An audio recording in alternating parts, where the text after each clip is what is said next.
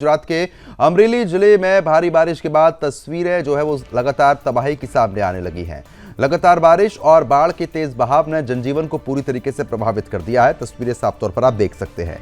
चरखड़िया गांव के पास भारी बारिश के कारण सड़क का एक बड़ा हिस्सा बह गया, जिससे आपको बता दें कि अमरेली राष्ट्रीय राजमार्ग पूरी तरीके से बाधित हुआ। बताया जा रहा है कि ओलिया गांव के पास राष्ट्रीय राजमार्ग भी तेज पानी की वजह से बहाव में टूटकर दो हिस्सों में बट गया, जिससे यातायात ठप हो गया। इसके अलावा छतरिया रोड पर भी बाढ़ जैसी स्थिति बन गई है और कई जगहों पर पानी का स्तर इतना बढ़ गया है कि सड़कें डूब गई हैं। आपको ये भी जानकारी दे दें कि कई गांवों और शहरों का संपर्क जो है मुख्य मार्गों से टूटा है। स्थानीय प्रशासन और आपदा प्रबंधन की टीमें मौके पर पहुंचकर स्थिति का जायजा ले रही हैं और रास्तों को बहाल करने की कोशिश कर रही हैं। हालांकि लगातार बारिश और तेज पानी के बहाव के कारण राहत कार्यों में बाधाएं आ रही हैं। प्रशासन ने लोगों से अपील की है कि वे अनावश्यक यात्रा से बचें और प्रभावित क्षेत्रों की ओर ना जाएं, क्योंकि कई जगहों पर सड़कें खतरनाक रूप से क्षतिग्रस्त हो गई हैं। फिलहाल पूरे इलाके में स्थिति गंभीर है।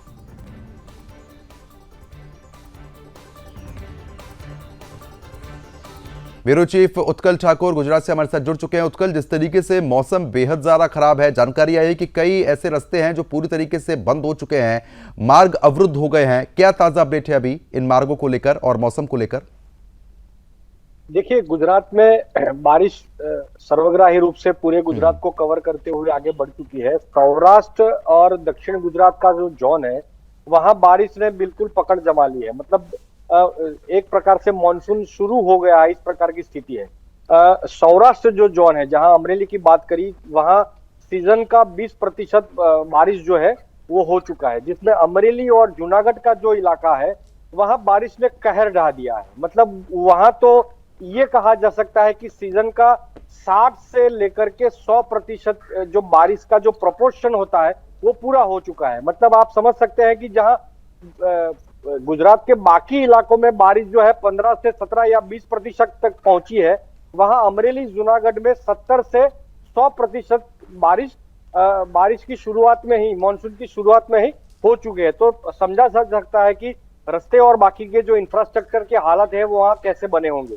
जूनागढ़ के मांगरोल में भी परिस्थिति गंभीर बनी थी, जो कि पिछले 2 दिन से बारिश थोड़ा कम हुआ है। इसके कारण आवाजाही और सड़क मार्ग यातायात जो है वो प्रशस्त हो सका है। अमरेली, राजूला और धारी के इलाके में 2 दिन से लगातार बारिश होने से जो राष्ट्रीय राजमार्ग है, राज्य राजमार्ग है, वो अवरुद्ध हुआ है।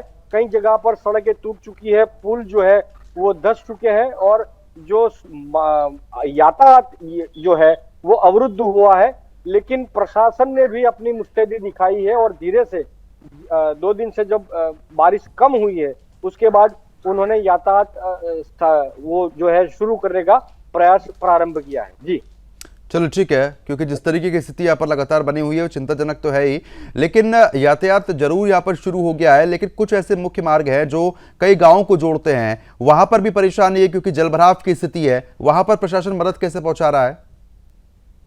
देखिए, बारिश, मैंने जैसे कहा कि बारिश ही इतनी हुई है उस इलाके में कि पूरे सीजन में जितनी बारिश होती है वो शुरुआती ही दौर में 2 दिन में 3 दिन में हो चुकी है।